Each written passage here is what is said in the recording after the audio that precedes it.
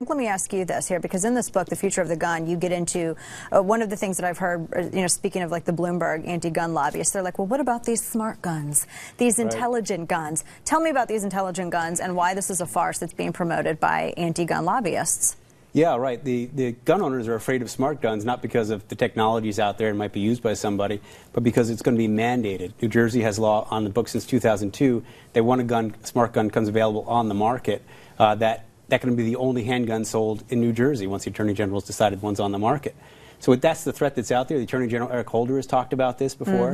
In fact, I interviewed one of the developers of one of the coolest new smart guns, the IntelliGun. Yes. And he actually had a little meeting with Holder where he told Holder, if you try to mandate my technology, I will burn it down. That's a very Tony Stark move. This is getting to. Yeah, right. And tell me, because you get into the fail-safe and all of that, I mean, it's not necessarily the most trustworthy form of self-defense, having something like this. No, they're from now two companies, from Armatix and from Kodiak Arms with the IntelliGun, and they're both unproven technologies that need to find their place on the market.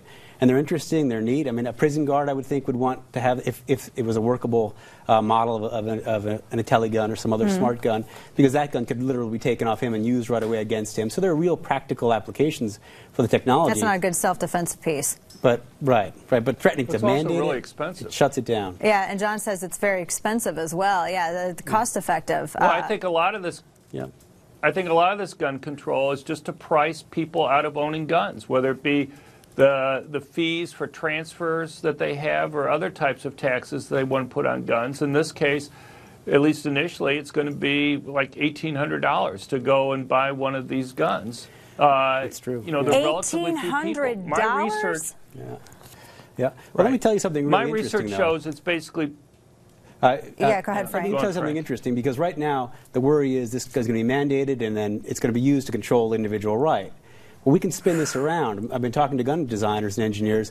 They can spin it around. This can actually be used to control the state in a different way.